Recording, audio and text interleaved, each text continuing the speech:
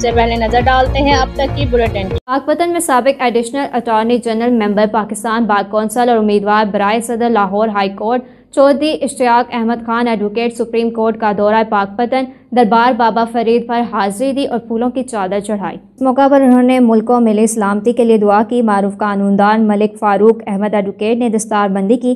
Pakpattan bar आमद पर senior member Chaudhry Khadim Hussain advocate, Rao Rehmanullah Khan advocate, Safdar Cheena advocate, Pir Waqas Boda advocate, Sajid Khan Dhaddi advocate, Rana Saif advocate और दीगर वकला ने इस्तकबाल किया।